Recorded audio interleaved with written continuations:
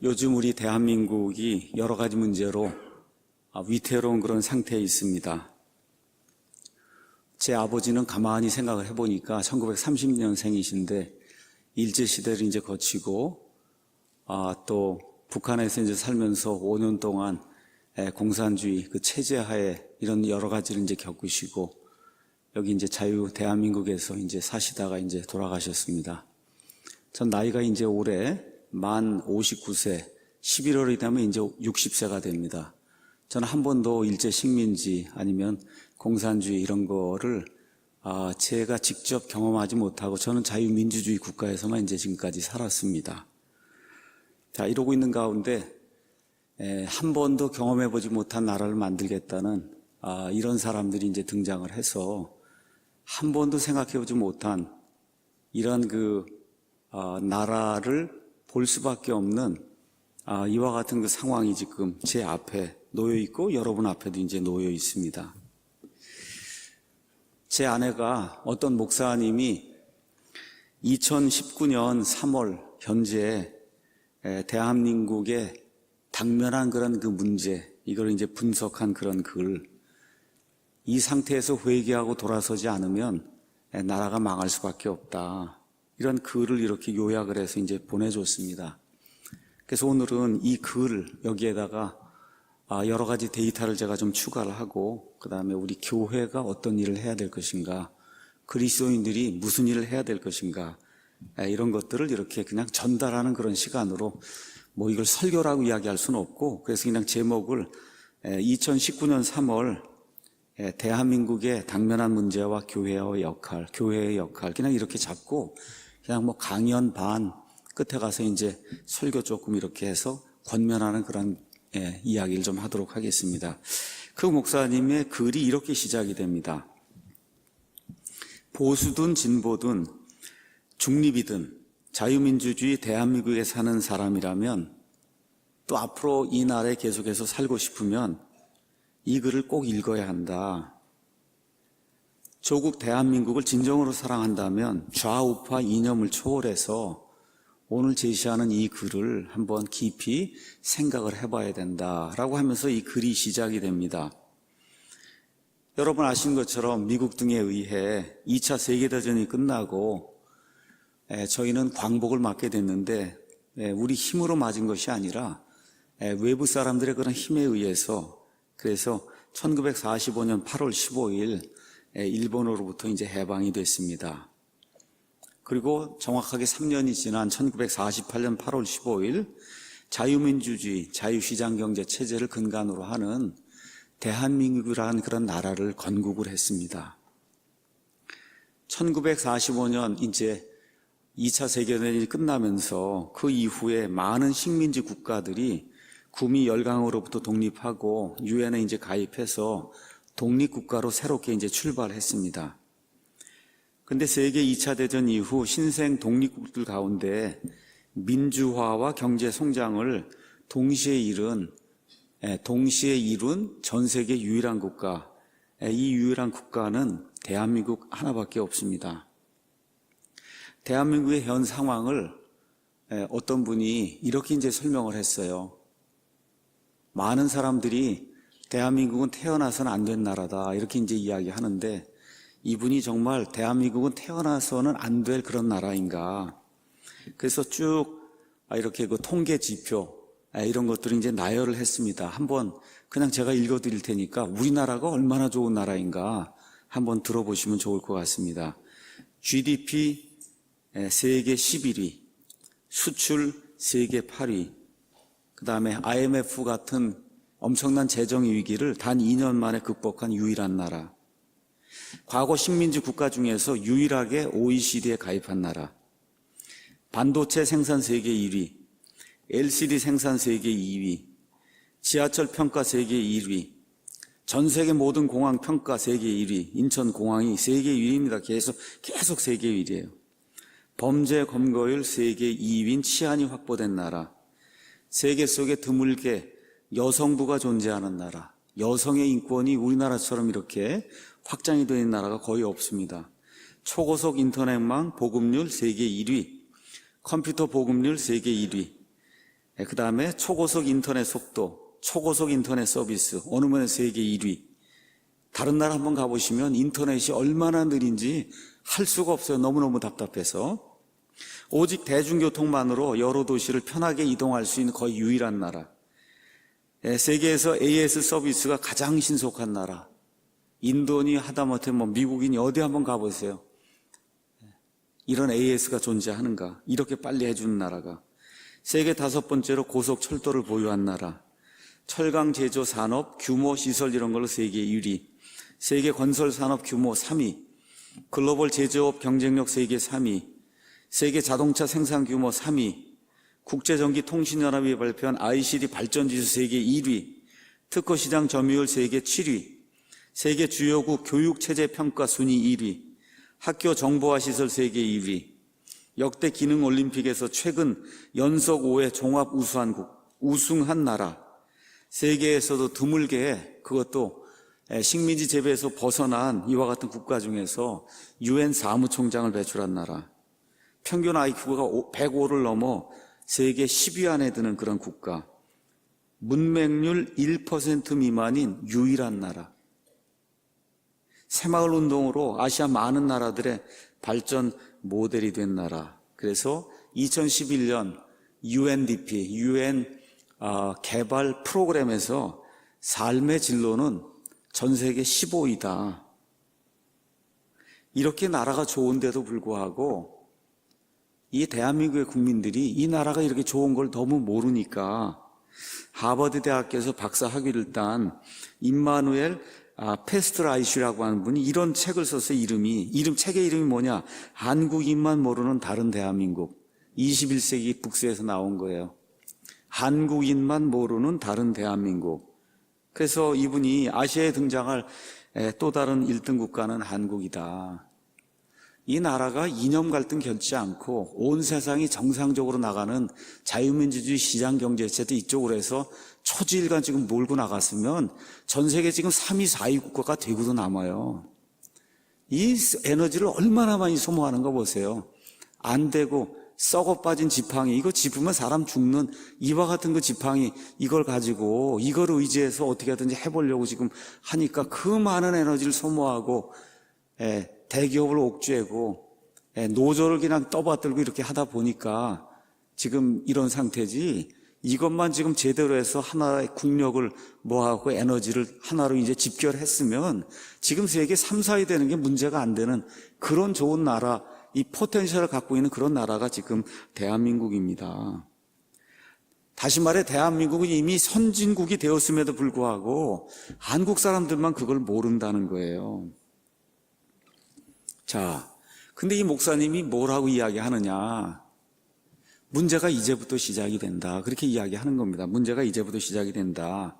발전은 여기가 끝이고 가만히 본인이 지나온 몇십 년 동안 이 역사를 살펴보니 이제는 이제 내리막길로 내려갈 것만 남아있는 거다, 우리나라가.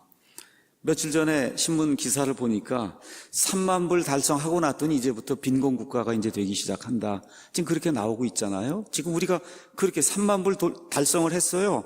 이제부터 거꾸로지기 시작하면서 빈곤만 우리 앞에 지금 남는 이와 같은 시대가 지금 다가오고 있다. 자, 그 이유와 원인을 한번 알아보자고 이 목사님이 이런 내용들을 이렇게 정리를 한 겁니다. 먼저 첫 번째, 발전의 한계와 모순이 있다. 무슨 얘기냐? 어떤 나라의 역사든 부침이 있다는 거예요. 이렇게 올라갈 때가 있고 내려갈 때가 있다. 어느 나라든 다 그렇다는 겁니다. 그래서 결국 로마 제국도 멸망했고 몽골 제국도 이제 사라졌고, 아시는 것처럼 한때 해가 지지 않는 그런 나라라고 하는 그 영국이 만들어 놓았던 그런 대영 제국도 이제 다 결국은 패권을 미국에 내주었고, 또 미국도 한 200년 지나가면서 여러분 아시는 것처럼 이제 결국은 패권을 이제 내주고 결국은 몰락하게 됩니다. 자, 이렇게 모든 나라가 이렇게 올라갔다가 결국은 내려가고 올라갔다가 내려가고 하는 이와 같은 그 역사적으로 이와 같은 일들이 있는 게 그게 사실이다. 부침이 있는 게 사실이다. 그럼 대한민국도 지금까지 쭉 올라왔잖아요. 그러니까 이제 뭐가 있어요? 내려가야 되는 게 맞아요. 내려가야 되는데 문제가 있어요. 하나의 차이가 있다는 거예요. 그것은 다른 나라와 달리 대한민국의 발전, 여기에는 피로가 너무 급격하게 빨리 왔다는 거예요. 너무 빨리 이게 쭉 올라왔다가 지속이 좀 쭉 되는 가운데 나중에 이렇게 천천히 내려와야 되는데 그냥 급격하게 이제 몰락할 수밖에 없는 이 정도의 피로 현상이 지금 대한민국에 존재하고 있다. 그래서 이분이 이렇게 했어요. 뭐 술을 드시는 분인지 모르겠지만 목사님인데 샴페인을 너무 일찍 터뜨렸다. 그렇게 이야기하더라고요. 샴페인을 너무 일찍 터뜨렸어요. 하다 보니까 이 흘러내린 술에 온 국민이 취해서 나라가 지금 비틀거리고 있다. 그래서 내부 모순으로 나라가 좌우 종횡 이랬어요. 좌우 종횡 4분 5열 지금 갈라지고 있고, 그걸 가만히 살펴보니까 조선 말기에 사색당파, 이것 때문에 결국 국가가 멸망하는 이와 같은 거를 자기 목사가 성경을 조명해보고 역사를 이렇게 조명해볼 때 이게 앞으로 계속 진행이 되면 그러면 이와 같은 악한 일이 생길 수밖에 없다고 이런 원인과 이런 그 분석을 이제 내놓고 있습니다. 그러면서 이분이 이렇게 이야기했어요. 하늘은 스스로 돕는 자를 돕지만 스스로 망하는 자는 버린다. 이렇게 이야기를 했습니다. 맞습니다, 여러분. 하늘은 스스로 돕는 자는 돕지만 스스로 망하겠다고 자꾸 낭떠러지로 가서 떨어지려고 하는데 그걸 누가 도와주겠어요? 두 번째, 근로의욕의 상실과 무상복지 사회주의 병이다 그랬습니다.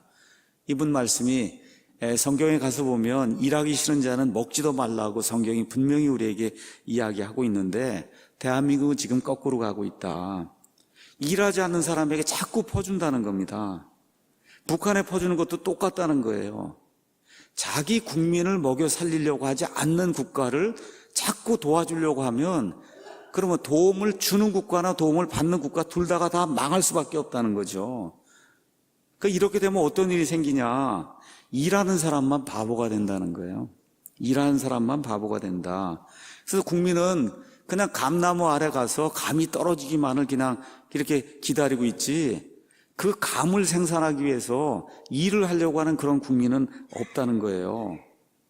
근데 국민들이 이거를 이렇게 선동하는 사람들이 와서 무상복지라고 하는 고상한 그런 말을 사용하면 그냥 거기 가서 덜커덩하고 그걸 가서 문다는 겁니다. 우리 여기 어르신들 가운데 70, 80 넘으신 분들 6.25 다 걷고 그런 분들이 있어요. 이런 분들도 한 달에 5만 원만 더 준다 그러면 그렇지 한 달에 5만 원만 용돈 더 준다 그러면 당장 가서 거기 그 사람을 찍거든요. 6.25 다 겪고 공산주의가 뭐고 빨갱이들이 무슨 일을 하고 했다는 거 다 겪고 나서도 지금 와서 그 사람들이 하는 일이 사회주의, 공산주의, 이 빨갱이들이 하는 이와 같은 일인데 한 달에 5만 원씩 내가 더 줄 테니까 찍으라 그러면 가서 찍는단 말이에요. 이런 악한 일들이 지금 이 나라에서 지금 일어나고 있어요. 이게 좀 고상한 말로 이야기하면 무상복지입니다. 이것이 사회주의의 병폐예요. 자, 사회주의라고 하는 거 가서 보세요. 국민이 100명 있잖아요. 반으로 딱 나뉘어요. 이 국민의 반은 내가 일을 안 해도 다른 사람이 줄 거야 이렇게 생각을 하고 나머지 반은 내가 일해도 다른 사람이 가져가니까 내가 일할 필요가 뭐가 있어 이렇게 되니까 다 일을 안 하는 겁니다. 이래서 사회주의가 안 되는 거예요. 여러분 이해하시겠어요? 반은 남이 해줄 거야 하고 일을 안 하고 나머지 반은 내가 일해봐야 남이 뺏어가는데 내가 뭐하러 열심히 일해 이러니까 일을 다 안 하는 게 그게 사회주의거든요.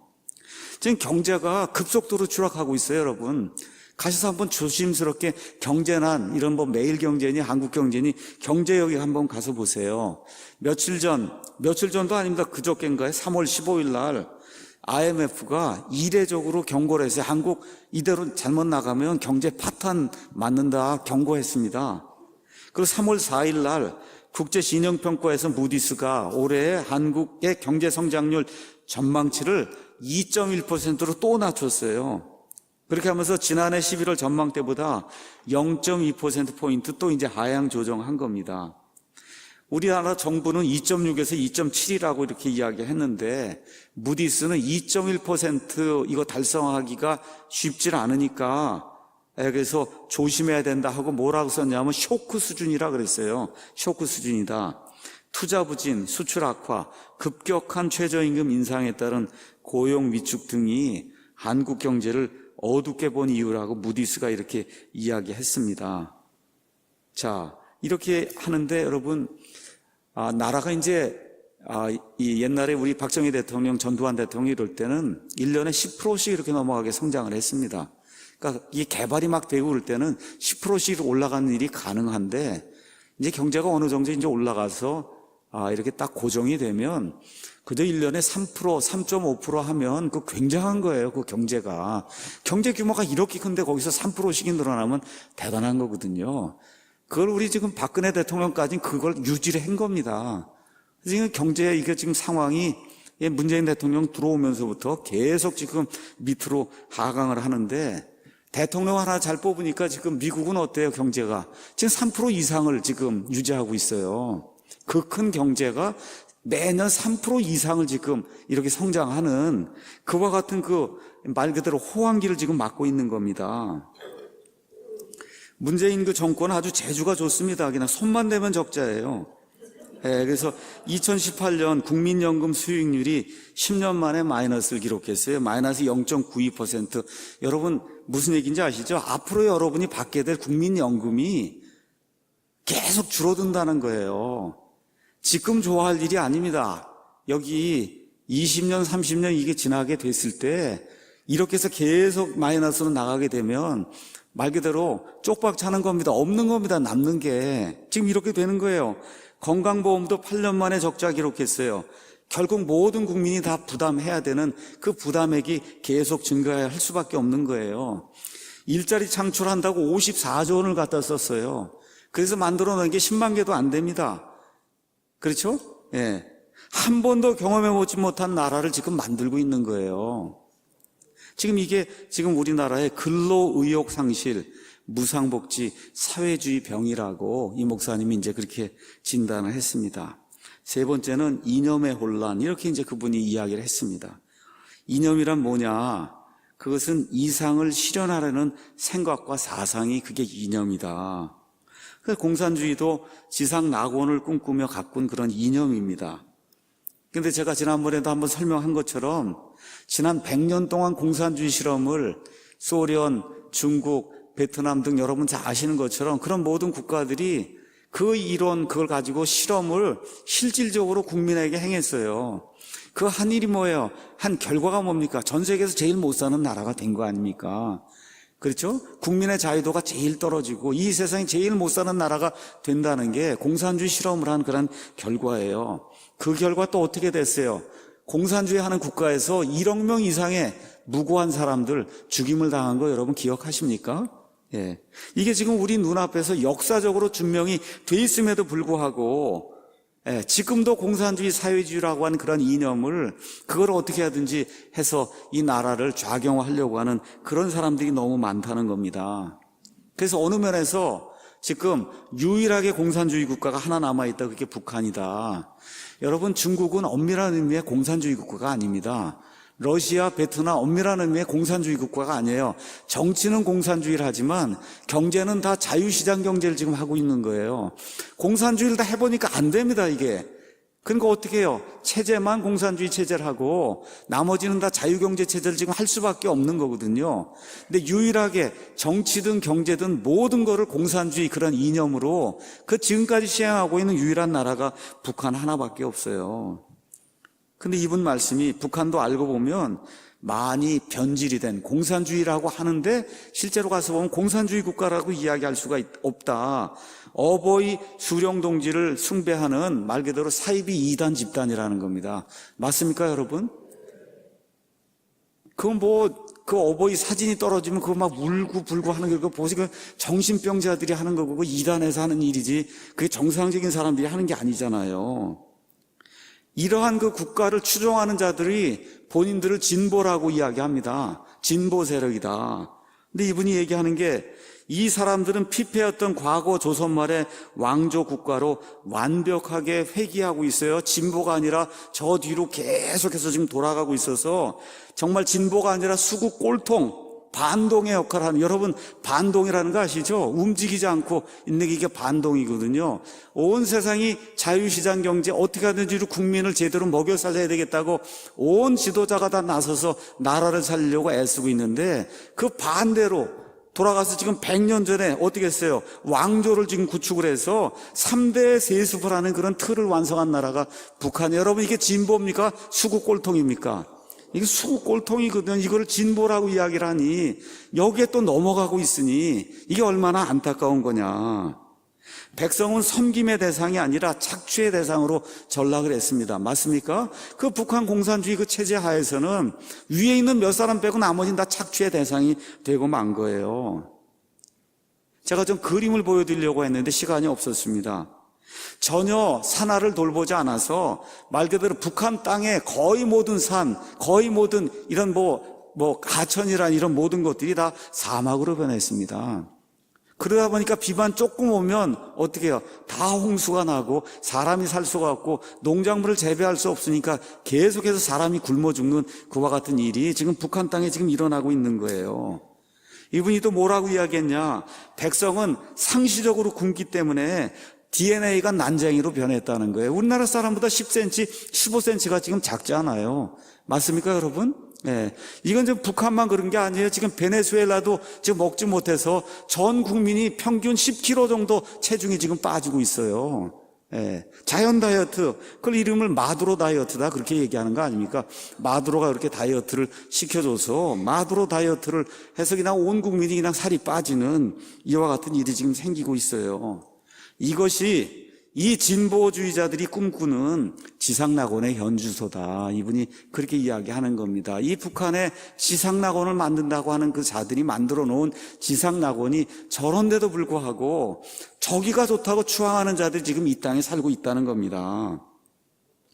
그래서 북한 공산주의자들이 다 포기하고 지금 핵무기 하나에 집중해서 승부를 걸고 있는데 이 핵무기는 두 가지 용도다. 하나는 위협용이고 하나는 자폭용이다. 그래서 위협해갖고 실리를 취하려고 하는데 안 되면 너 죽고 나 죽고 나 죽자라는 벼랑 끝 전술로 지금 핵무기를 지금 개발하고 있다. 그러면서 이분이 뭐라고 얘기했느냐. 그냥 북한만 그러면 좋은데 문제는 이 땅에 그들의 편을 드는 종북 세력이 너무 많이 있다는 거예요. 너무 많이 있다. 이 종북 세력이야말로 북한이 믿는 도끼라는 거예요. 이 남한을 찍어버리려고 하는 도끼. 이들이 존재하는 한 북한은 결코 변하지 않는다. 이 땅에 종북 세력이 존재하는 한 북한은 절대 변하지 않는다고 이 목사님이 이야기하는 거예요. 여러분, 이번에 문재인 대통령 개각한다고 해서 통일부 장관 이렇게 해서 후보자 낸 거 보셨죠? 여러분 한번 그 사람의 발언과 그렇죠? 나와 있는 그 자료를 한번 가서 보세요. 이게 대한민국 시민인지 의심이 가지 않습니까? 이 사람이 정말 대한민국 시민인가? 이 자유 대한민국에서 살면서 이런 말을 하거나 이런 일을 할 수 있는 그런 사람인가? 정말 인격이 제대로 돼 있는 사람인가? 의심이 되는 그런 사람이 통일부 장관으로 지금 추천이 되어 와 있는 겁니다. 이렇게 대한민국의 가치를 반대하고 북한을 주장하고 미국을 반대하는데 또 아이러니가 있어요. 가서 보세요. 아이들은 다 어디 보내요? 미국에 보내잖아요. 참 이런 아이러니. 이게 위선인 겁니다. 좌파들의 이 위선. 미국 싫다 그러고 반미하고 중국 좋다 그러고 북한 좋다 그런 건 그럼 그쪽으로 유학을 보내야 될 거 아닙니까? 애들도 북한의 평양으로 보내야 되는데 꼭 애들은 미국으로 보내는 거예요. 그러면서 반미를 합니다. 이러한 사람들이 바로 북한이 믿고 있는 남한을 찍어 없애려고 하는 그런 도끼라고 이분이 이제 이야기하는 거예요. 그 다음에 이제 네 번째는 대한민국이 그것 말고도 망할 수밖에 없는 이유가 있다. 성문란과 도덕적 타락. 망하는 나라의 말기 증상으로 빠지지 않는 것이 하나 있는데 그것이 성적 문란이다. 그러면서 이분이 그렇게 얘기하는 거예요. 긴 얘기 필요치 않다. 빅뱅 이번에 승린이 정준영 사건이 몰카 사건이 그 이야기하면서 이것은 누구나 다 알면서 그러면서 모르는 척하면서 자신은 아니라고 손사래를 치는 이와 같은 현상이다. 여러분 요새 중학교 아이들 이렇게 남녀 아이들 이렇게 다니는 거 보세요. 그 껴안고 이러고 이런 거 보면 이거 상상할 수 없는 그런 일이거든요. 그렇지 않습니까? 부부 같아요, 부부. 부부보다 더해요. 그걸 그냥 대낮에 지금 애들이 그러고 사는 지금 사회가 지금 우리 앞에 놓여 있는 거예요.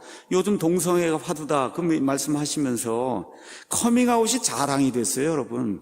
옛날엔 부끄러워갖고 숨어 다녔는데 이제 동성애 와서 커밍아웃하면 그냥 사람들이 전부 자랑스러운 그런 일이라고 칭찬하는 그런 일이 된 거예요. 여기서 지금 모자라서 또 어떻게 돼요? 법을 만들어갖고 차별을 금지하자고 하고 있지 않습니까?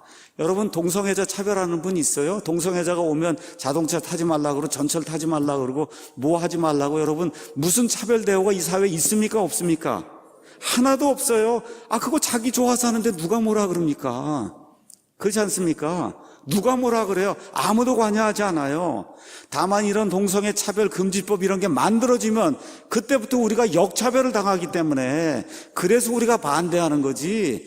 그분들이 뭐 동성애라든 뭐 하든 우리가 무슨 얘기를 합니까? 할 이야기도 없는 거고. 다만 그렇게 법을 만들어버리면 이슬람 난민법이냐해서 그걸 보호해주겠다고 만들어버리면 이 안에 사는 시민들이 오히려 역차별을 당하기 때문에 그래서 우리가 반대하는 거 아닙니까? 맞습니까, 여러분? 그래서 이분이 이야기하는 거예요. 우리가 한번 묻는다. 왜 하나님은 사람을 남자와 여자로 구분해서 창조하셨을까? 한번 우리가 물어봐야 된다는 거예요. 또다시 묻는다. 그러면 이렇게 하면 종족 보존은 어떻게 되냐? 남자와 남자가, 여자와 여자가 이렇게 살면 어떻게 이 대한민국 종족 보존이 될 건가? 여기에 대한 대해답이 없이 계속 이 방향으로 나가서 특별히 동성애가 창궐하게 되면 이것은 대한민국의 자멸, 그 다음에 멀리 나가서는 인류의 자멸로 이어질 것이다. 이제 그렇게 이야기하십니다. 다섯 번째, 이 나라의 부정부패, 이것 때문에 국가가 망할 수밖에 없는 그러한 시점에 와 있다. 그래서 이렇게 이야기해서 부정부패라는 거는 기회를 선점하려고 하는 잘못된 그런 노력이다. 아니면 노력을 하지 않고 과실만을 따먹으려는 공짜 심리가 그게 부정부패다.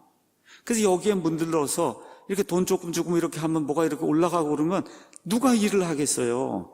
그렇잖아요. 그러니까 돈 있는 사람은 계속해서 좋은 지위를 차지하고 좋은 걸 차지하고, 그렇죠. 땅 사고 하는 것도 정보가 빠져나가면 돈 있는 사람이 가서 땅을 다 사고 그러면 그럼 거기 상이 또 오르게 되고, 이러한 이 악순환이 계속해서 반복이 되기 때문에 이 부정부패가 심해지게 되면 아무도 일을 힘들어가면서 하려고 하지 않는다는 거예요.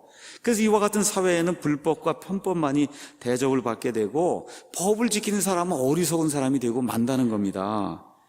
이렇게 되니까 어떤 일이 생기냐? 정상인과 비정상인의 위치가 바뀐다는 거예요. 그래서 어떤 분이 그렇게 이야기했죠.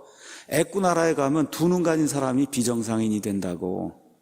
그쵸? 다 눈이 하나밖에 없는데 거기 두 눈 가진 사람이 가면 그 사람들이 이 사람을 뭐라 그래요? 비정상인이라 부른다는 거예요. 지금 나라가 이 지경이 지금 되고 있는 거다. 그래서 나라가 망하는 조건에 이 부정부패도 빠지지 않는 단골손입니다. 이분이 이제 그렇게 이야기하고 있어요.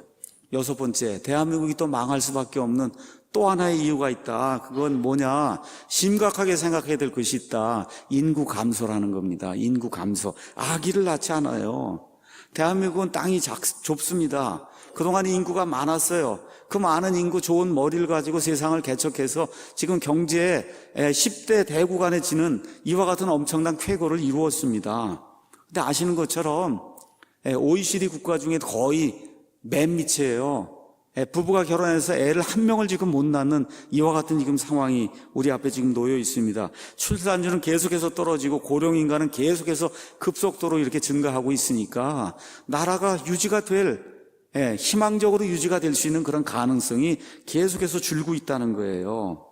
자, 인구 감소, 여기에는 뭐 여러 가지 그런 조건들 이런 것들이 이제 거론이 될 수가 있습니다. 근데 중요한 것은 대한민국의 지금 인구 감소는 복원될 가능성이 거의 없다는 거. 이걸 어떤 식으로 해서 복원시킬 그런 가능성이 거의 없기 때문에 지금 나라의 몰락을 우리가 눈앞에 지금 두고 있다는 거예요. 자연은 스스로의 치유 능력이 있지만 대한민국의 인구 감소는 이와 같은 스스로 치유되는 것, 복원되는 것을 기대하기가 지금 어려운 상황 속에 지금 놓여 있다는 거예요. 이러다 보니까 이제 가족 개념이 바뀌고 있어요.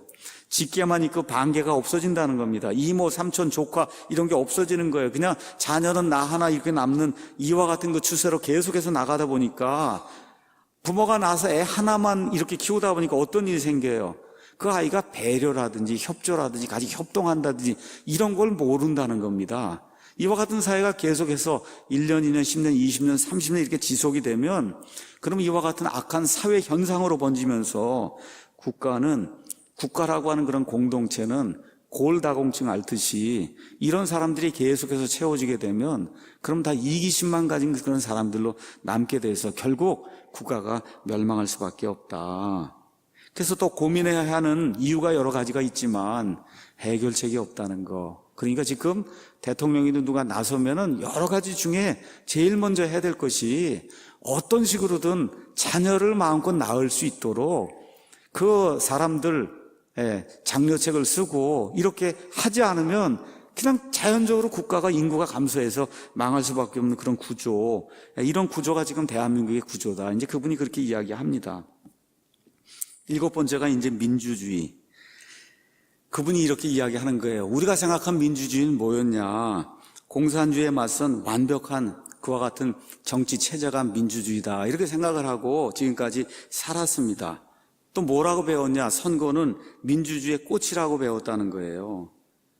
근데 이게 지금 민주화된다고 그러면 민주주의 한다고 하면서 지금 나라가 그냥 시도 때도 없이 선거에 몰입하고 있고 또 선거가 그냥 계속 진행이 되면서 부정부패 이런 거 온상이 되고 지금 아주 선거병에 지금 걸려 있다는 거예요. 선거병에 지금 걸려 있다.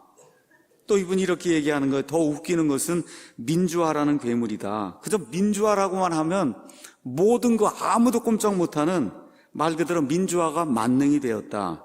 그래서 강도가 민주화 유공자가 되고 폭력이 민주화 운동이 되어 가담자는 각종 혜택을 누리는 이와 같은 괴현상의 민주화라고 하는 것이 지금 이 나라를 지배하고 있다. 이렇게 이제 이야기하고 있습니다. 여러분 아시는 것처럼 1980년대 이때 광주 사태 이게 발생할 때 사람들의 그 민주화에 대한 것 같은 열망이 있었습니다. 자, 그러한 시점에 어찌됐든 5.18 이 광주 사태 이게 발생한 거예요. 그럼 여러분 이거 좋은 거 아닙니까, 여러분? 민주화하자고 해서 했으면 좋은 거 아니에요? 그럼 여기 유공자가 나왔으면 그 유공자 되는 사람이 그 자랑스럽게 생각해야 되는 거 아닙니까, 여러분? 얼마나 자랑스러운 거예요. 한국의 민주화를 위해서 싸웠는데. 근데 왜 명단이 공개되는 거, 그건 민주사회에선 너무 당연한 거 아닙니까? 그 명단이 공개돼야 저 사람이 한 일이 정말 우리나라 모든 사람들이 칭송해야 될 민주화 운동이야. 그렇죠? 그래서 저 사람에게 당연히 포상을 줘야 되고 이게 우리가 해야 될 일이 하고 그 사람을 기리는 게 그건 너무 당연한 일이에요. 근데 왜 그래요? 안 합니다. 민주하고 유공자가 무슨 일을 했는지, 왜 유공자가 됐는지 밝히질 않고 있는 거예요. 이건 민주주의 국가에서 있을 수 없는 겁니다. 그렇죠? 도대체 어떤 사람이 어떤 이유로 유공자가 돼서 대대손손 이어가면서 잘 살아야 되고 또 가산점까지 받아갖고 판사, 검사, 경찰, 고위공무원, 말단 공무원 할 거 없이 이 나라 근간을 이루고 이런 공무원 사회에 이 사람들이 계속 들어가서 정권을 유지하고 모든 걸 하게 되면 이 나라가 망할 수밖에 없잖아요. 그렇죠? 그러니까 이분이 이제 이야기하는 게 이런 것들이 민주화라고 하는 그런 그 이름을 통해서 괴물로 등장을 해서 이렇게 하다 보니까 지금 어떻게 뭐가 나왔어요? 하여튼 5.18만 언급하면 형사처벌하겠다는 이런 법을 만들겠다. 이렇게 지금 나오고 있잖아요. 여러분 이게 민주화냐? 어떻게 생각해요? 이게 여러분 민주화입니까? 있을 수 없는 일이잖아요. 있을 수 없는 일이다. 있을 수 없는 일이거든요. 이것이 진정한 그런 민주화라고 이야기하고 거기에 했던 그런 유공자들이 정말 민주화를 위해서 한 분이라 그러면 저와 여러분이 도와줘야 되고 자손들 도와줘야 되는 거 너무 당연한 거예요. 그래서 이대로 더 진행되면 국가가 멸망한다는 거예요. 그러다 보니 이분이 얘기하는 거예요. 배 타고 놀러 가다가 사고로 죽은 자들도 유공자 자격을 달라 그런다. 그렇잖아요. 지금 그렇게 하고 있잖아요. 광장에 촛불을 들면 그것도 민주운동이라고 그렇게 이야기한다는 거예요. 며칠 전에 야당의 원내대표가 국회가 이제 열리면서 주어진 시간에 발언하니까 민주주의를 가장 신봉한다는 더불어민주당 사람들이 민주당입니다. 민주주의를 그렇게 사랑해서 그래서 어떻게 들고 일어나서 야유를 하지 않아요? 그 여성 의원이 여기 서서 당연히 법적으로 보장이 된 그 시간에 그렇죠? 대표 발언을 하는 거예요. 그럼 들어야 될 거 아닙니까? 근데 더 안타까운 게 있어요. 나오는 언론에서 나오는 거면 다 이 왜곡을 해서 발언하는 거예요. 이분이 문재인 대통령은 김정은 수석 대변인이라고 이야기했다는 거예요. 여러분, 그분이 그렇게 이야기했습니까? 아니잖아요. 뭐라고 얘기했어요? 외국 언론들이 문재인 대통령은 김정은의 수석 대변인이라고 하는 그런 말, 제발 그런 말을 듣지 않도록 바르게 처신을 해달라고 어떻게 했어요? 간곡히 부탁을 한 거지. 문재인 대통령이 수석 대변인이라고 얘기한 게 아니거든요. 여러분 가서 보시면 다 이 원내대표가 문재인 대통령 김정은 수석 대변인이라 그렇게 이야기했다는 거예요. 앞뒤 가서 그 동영상을 보세요. 이분이 간절하게 그렇게 불리지 않도록, 너무 창피하니까 그렇게 불리지 않도록 좀 처신을 좀 바르게 좀 해주십시오 하고 간곡히 부탁하는 게 그 연설의 핵심이었습니다. 내 말만 민주주의고 다른 사람 하는 말은 다 부정하면 그러면 그게 민주주의가 아니지 않습니까? 더구나도 이 민주주의 한다는 사람들이 역사를 심각하게 왜곡하고 있어요. 이승만, 박정희, 전두환 대통령 등의 공로를 완전히 부정하고 있습니다, 여러분. 아닙니다. 대한민국은, 지금의 대한민국은 이런 사람들의 유산이에요. 저와 여러분이 먹고 살고 있는 거, 여러분, 이런 분들의 피땀 어린 이와 같은 노력이 있었고 국민들이 여기에 부응해서 따라와 줬기 때문에 지금 이 나라가 지금 존재하는 겁니다. 성경에 하나님이 가장 미워하는 게 뭔지 아세요? 배은망덕입니다, 여러분. 성경에 하나님이 가장 미워하는 게 배은망덕인데 지금 이 나라에 근간을 놓아줬던 이런 분들에게 배은망덕하는 그런 일을 지금 이 세대가 하고 있기 때문에 그래서 이 나라에 희망이 없는 거예요. 이게 민주당만 그런 게 아닙니다. 자유한국당은 자당의 대통령을 탄핵해서 민주주의의 법치, 민주주의의 근간인 법치를 완전히 붕괴시켜 버렸어요. 그러니까 지금 뭐 여당 야당 할 거 없이 오직 내가 국회의원 한 번 더 할 수 있느냐 없느냐, 그렇죠? 이러한 그 가치를 가지고 이 국가를 운영하려고 하는 그런 사람들이 저 위에 있기 때문에 지금 이 나라가 지금 어렵다는 거예요. 얼마 전에 펜앤마이크에서 특종 기사를 터뜨렸죠. 박근혜 대통령 탄핵하기 전에 헌법재판소 재판관들이 이미 8명이 다 작당을 하고 그렇게 해서 이 8대 0으로 탄핵을 지금 시키려고 하니 미리 하야해라. 그렇게 해서 이 사람을 보내갖고 뭘 한 겁니까? 재판 농단을 한 거잖아요. 이런 건 이 민주국가에서 있을 수 없는 일이거든요. 민주국가에서 있을 수 없는 일이다. 이런 걸 다 민주화라고 그러고 민주주의라고 하면서 이렇게 떠들고 다니는 이런 사람들, 제가 다시 말씀드릴게요. 여당 야당 가릴 거 없어요. 지금 다 이렇게 이제 하면서 오직 자기의 이득을 위해서 국회의원 한 번 더 하려고 하는 거, 그걸 위해서 지금 이 모든 걸 갖다 내팽개치고 있고, 국가가 어떻게 되든 아이들이 어떤 교육을 받든 뭐가 어떻게든 상관없이 국회의원 한 번만 더 하려고 하는 이런 악한 사람들, 이렇기 때문에 지금 나라가 어려워진다는 거예요. 그래서 이분이 이렇게 표현했어요. 나라의 등골을 빼먹자는 찰나적 이기주의의 본질이다. 나라의 등골을 빼먹는 겁니다, 여러분. 나라의 등골. 그러면서 이것을 속된 말로 하면 먼저 먹는 놈이 임자라는 말이다. 먼저 먹는 놈이 임자다. 그러면서 뭐라고 또 얘기했냐? 이런 사회는 짐승들이 사는 정글 사회다. 이게 사람 같은데 이게 사람이 아니라 짐승이 사는 정글 사회라고 이야기했어요. 그러면서 뭐라고 끝에 이야기하냐? 여기에서 살아남으려면 인간은 결국 짐승으로 변해야 되는데 이 대한민국이 지금 인간이 아니라 짐승으로 변하는 그러한 국가다. 이렇게 되면 이 대한민국 사회는 결국 문을 닫아야 된다라고 이 목사님이 우리나라의 이와 같은 그 현실을 이렇게, 이거 말고도 뭐 많이 있죠. 그렇지만 이런 것들을 한 10가지 정도 이렇게 이제 해서 이야기를 했습니다. 그 중에 제가 7가지만 이제 이야기를 했습니다. 저는 여기에 추가해서 대한민국의 가장 큰 몰락하려고 하는 가장 큰 이유가 뭐냐? 저는 교회의 타락이라고 믿습니다. 교회의 타락. 대한민국 교회가 지금 1,000만 명, 교인들이 1,000만 명이라고 그래요. 인구가 5천만 잡으면 그러면 5명 중에 1명은 5명 중에 1명은 예수님 믿는 사람이라는 거예요. 그렇죠? 예, 그럼 대한민국 교회는 어디서 왔습니까? 대한민국 교회는 미국에서 왔잖아요. 그렇죠? 미국의 선교사들이 여기 교회를 가지고 온 거예요. 그 미국은 어떤 나라냐? 기독교 입국을 한 나라입니다.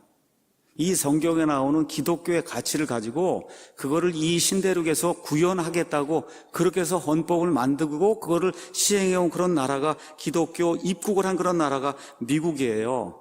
그래서 전 세계 모든 나라에 자유민주주의, 자유시장경제 체제, 이것이 이 자유민주주의 헌법, 이걸 통해서 사람들에게 자유의 극치를 전달해 준 그런 나라, 지난 200년 동안.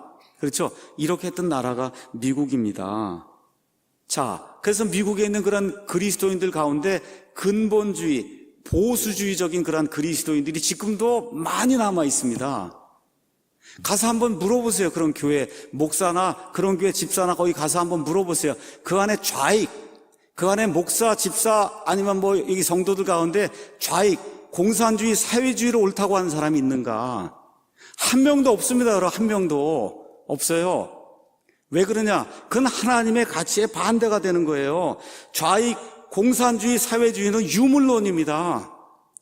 우리는 유실론이잖아요. 하나님이 계시는 걸 믿는 거 아닙니까? 그렇기 때문에 이 미국 안에는 그런 게 있을 수 없는 거예요. 근본적인 그런 교회 안에 그런 게 있을 수 없는 거예요. 하나님을 직접 대적하는 자들이 좌익인데 이 한국의 교회는 목사와 성도들 가운데 좌익이 엄청나게 많은 겁니다, 여러분. 이게 이렇게 돼서 스키조프레니아 현상이 생기는 거예요. 한 인격체 안에 2개가 들어있는 거예요. 두 사람이 들어있는 거예요. 동성애 반대해야 되겠다 그렇게 얘기하고는 가서 투표할 때는 동성애 옹호하는 정당과 동성애 옹호하는 사람이 우리 지역 출신이니까 가서 찍는 이런 악한 일들이 교인들 안에 발생하기 때문에 이 나라가 지금 어려움을 겪고 있는 거예요. 어떻게 기독교인들이 하나님의 올바른 가치를 갖고 있는 그런 분들이 혈연, 지연, 학연 이런 데 얽매여 갖고 우리 기독교의 가치에 정반대가 되는 동성애 지지하고 이슬람 난민 받아들이고 낙태를 이렇게 찬성하고 이런 사람들이 어떻게 표를 줄 수가 있습니까, 우리가? 이런 것들 저와 여러분이 잘 생각을 해야 되는 거예요. 나라가 이 지경으로 되어 가는데도 어찌 목사와 교회들이, 더구나 대형 교회들이 한마디 말을 안 하냐는 겁니다. 한마디 말을 안 하느냐. 교인들 눈치 봐서 그러더라고요. 교인들 눈치 봐서. 특히 대형 교회일수록 잠잠한 거예요. 오늘 여기 우리가 에스겔서 33장 말씀 1절부터 11절 가서 보니까 이런 말씀이 이 안에 이제 기록이 되어 있습니다. 사람의 아들아, 내 백성의 자손들에게 말하고 그들에게 이르라.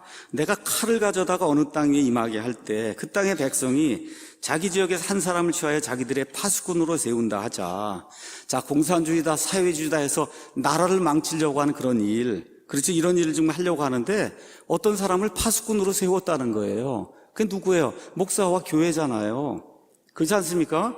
하나님의 거를 붕괴시키려고 하는 그런 일, 여기 지금 칼이라고 표현했는데 칼이 그 땅에 임하는 것을 그가 보고 나팔을 불어 백성에게 경고를 했는데도 어떤 사람이 나팔 소리를 듣고도 경고를 받아들이지 않으면 칼이 임해서 그를 제거하면 그의 피가 그의 머리로 돌아간다. 듣고도 교회와 목사가 이것은 아니라고 이야기했는데도 듣고도 거기 넘어가서 국가가 망하게 되면 그건 그 사람들 책임이라는 거예요. 그러나 칼이 임하는 것을 파수꾼이 보고도 교회가 보고도 목사가 보고도 이건 아닌데 그걸 알고도 나팔을 불지 않으며 백성이 경고를 받지 못하였으므로 칼이 임하여 그들 가운데서 어떤 사람을 취하면 그는 자기 불법 가운데서 제거되었거니와 그의 피는 내가 파수꾼의 손에서 요구하리라. 사람이 살아가는 동안에 또 교회가 존재하는 동안에 여러 때가 있습니다. 나라가 자유민주주의 시장이고 돌아갈 때는 이런 거 얘기할 필요가 없어요. 정상적으로 돌아가는데 뭐하러 이야기합니까? 하지만 하나님의 가치가 심각하게 훼손이 되고 공산주의, 사회주의가 되고 하면 저와 여러분 자유를 잃게 되면 저뿐만 아니라 여러분 아이들까지 완전히 다 멸망할 수밖에 없는 그런 일이 우리 앞에 놓여 있기 때문에 이때에는 목사가 목소리를 높여서 그건 아니라고 이야기해야 되는 때가 바로 이때가 아닙니까, 여러분? 교회가 그렇게 이야기해야 될 때가 바로 이때인데 교회가 이때 목소리를 높이지 않고 목사가 이때 목소리를 높이지 않고 교인 떨어져 나갈까 봐 이렇게 무서워하고 벌벌 떨고 자기 밖으로 떨어져 나갈까봐 이렇게 무서워하고 이렇게 하면 하나님이 뭐라고 얘기해요? 예, 거기 가서 보니까 하나님이 그 사람에게서 이 백성의 피를 요구하겠다고 그렇게 이야기하는 겁니다. 8절에 가서 보니까 내가 사악한 자에게 말하기를 오 사악한 자야 내가 반드시 죽으리라 할 때 내가 그 사악한 자에게 말로 목사와 그 다음에 이 백성들이 가서 경고하는 거예요. 너 이 길에서 떠나지 않으면 죽는다. 그렇게 경고하지 아니하면 그 사악한 자는 자기 불법 가운데서 죽으려니와 그의 피는 내가 내 손에서 요구한다. 지금 여러분 에스겔이 이야기하는 시점이 어느 시점이에요? 지금 유다가 조금 있으면 멸망당할 그 시점에서 지금 이 얘기를 하고 있는 거예요. 우리와 지금 똑같은 상황에서 이야기하고 있는 겁니다. 그리고 결국 어떻게 됐어요? 이 모든 목자들이 제대로 경고를 내지 않아서 결국 유다가 바빌론의 포로 생활 70년간 가는 그런 일이 생기고 말았잖아요. 바로 이와 같이 똑같은 상황에서 대언자 에스겔이 이야기하는 거예요. 하나님이 에스겔에게 이야기하는 겁니다. 내가 가서 사악한 자에게 경고해서 이 악한 길에서 돌아서라고 명령하지 아니하면 그러면 그 사람 죽고 그 피를 내가 내게서 요구하겠다. 그 얘기하면서 우리 하나님께서 마지막으로 이렇게 이야기하는 겁니다. 주 하나님이 말하노라 11절에 내가 살아있음을 두고 맹세하노니 사악한 자가 죽는 것을 내가 기뻐하지 않는다. 여러분 우리가 하나님 앞에 심각한 죄인이에요. 누구나 다 마찬가지입니다. 저도 마찬가지예요. 하나님이 그런데 저와 여러분이 죽는 걸 원치 않는다는 겁니다. 돌이키고 회개하고 하나님 앞으로 돌아와서 살기를 원한다는 거예요. 이 대한민국도 마찬가지입니다. 악한 가운데 놓여 있지만 돌이키고 하나님께 돌아와서 살기를 원한다고 우리 하나님이 말씀해 주시는 거예요. 그 일을 누가 해야 되냐? 대한민국의 교회와 목사들이 해야 되는 겁니다, 여러분. 왜 그래요? 밖에 있는 사람들은 하나님의 진리의 영이 없으니까 이렇게 선동하고 저렇게 선동하고 그러면 거기 쓸려다닐 수밖에 없는 거예요. 그런데 우리 예수님 믿는 사람 안에는 진리의 성령님이 계시는 거 여러분 믿습니까? 그 성령님이 한 번이라도 우리를 떠나십니까? 안 떠나십니까? 영원 무궁토록 내주하시잖아요. 뿐만 아니라 뭘 주셨어요? 이거 보고 깨달아 알 수 있는 성경 말씀을 우리에게 주셨기 때문에 이 말씀을 가지고 하나님을 대적하는 공산주의 사회주의 하려고 하는 이런 사람들, 이것이 악하다고 교회와 목사가 이 사회를 향해서 외쳐야 된다는 겁니다.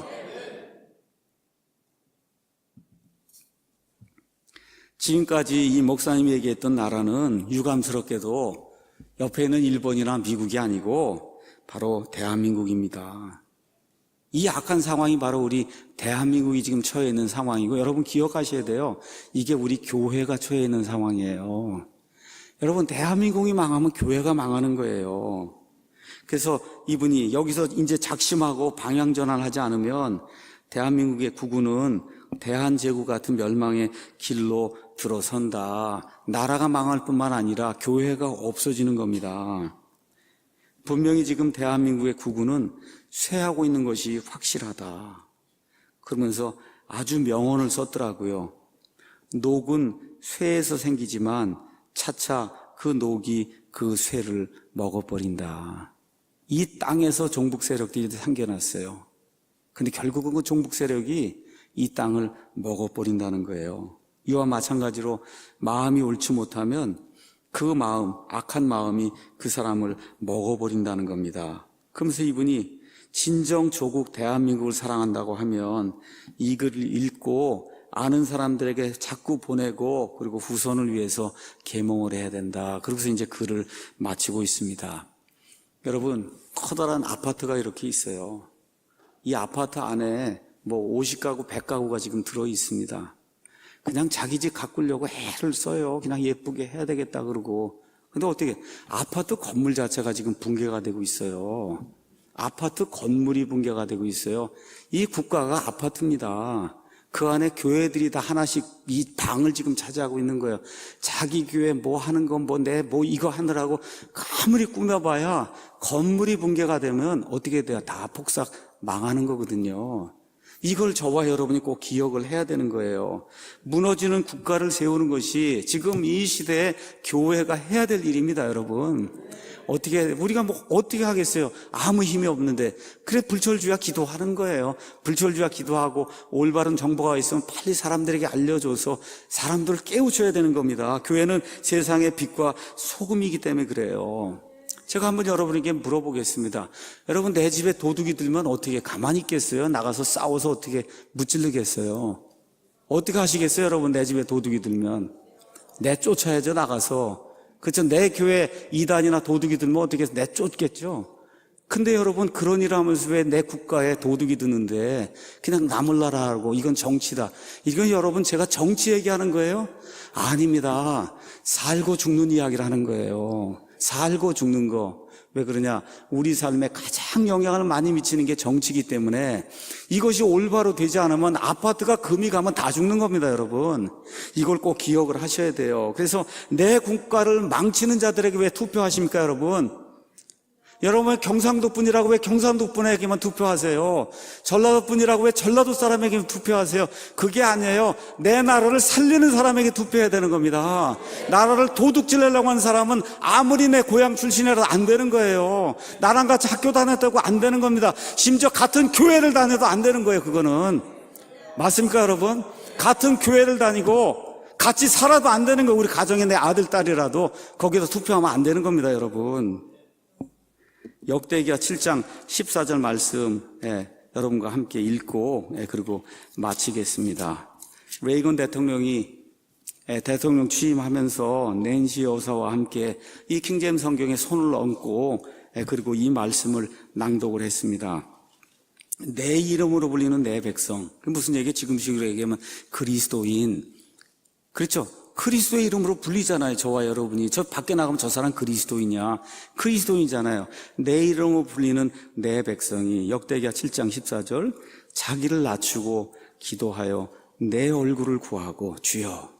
무슨 힘이 있습니까? 우리가 무슨 폭력을 쓰는 사람입니까? 무슨 힘이 있어요? 그렇죠? 하나님밖에 없습니다. 하고 내 얼굴을 구하고 그 다음에 해야 될 게 있어요. 자기들의 악한 길들에서 떠나면 열심히 일해야 되지 않겠습니까, 여러분? 그렇죠? 열심히 일해야 되지 않아요. 이게 인간의 기본입니다. 열심히 일해야 되는 거예요. 그래서 열심히 일하고 하나님을 대적하는 공산주의 사회주의자들 이거 다 어떻게 하든지 척결해야 되겠다고 노력을 하고, 그렇죠? 그리고 교회가 나라와 국가를 살리기 위해서 목사가 애를 써서 알리고, 그렇죠? 경고하고, 그렇게 하면 그때 내가 하늘에서부터 너희의 기도를 듣고, 그렇죠? 그들의 기도를 듣고 그들의 죄를 용서하며 그들의 땅을 고치리라. 이렇게 기록이 돼 있어요. 하나님이 이 땅을 고쳐주셔야 됩니다. 우리가 무슨 힘이 있어요? 없잖아요. 아무 힘이 없습니다. 하나님이 이 땅을 고쳐주십시오. 그래서 저와 여러분이 기도하셔야 돼요. 아침, 점심, 저녁 할 거 없이 시간이 나고 차 타고 다니고 이렇게 하면서 항상 하나님 이 땅을 고쳐주십시오. 우리가 할 수가 없습니다. 우리가 마지막 이 남은 이 시대에 그래도 하나님의 말씀을 전달해서 사람들 구원하고 그러다가 이제 공중에 휴거돼서 올라가기 전까지는 그래도 자유민주주의 국가에서 우리가 살아야 될 테니 하나님 이 땅을 고쳐주십시오 하고 저와 여러분이 간절히 기도해서 이와 같은 그 간절한 기도를 통해 하나님의 응답을 받는 21세기 살아가는 우리 자유 대한민국의 모든 성도들이 되기를 예수님의 이름으로 축원합니다.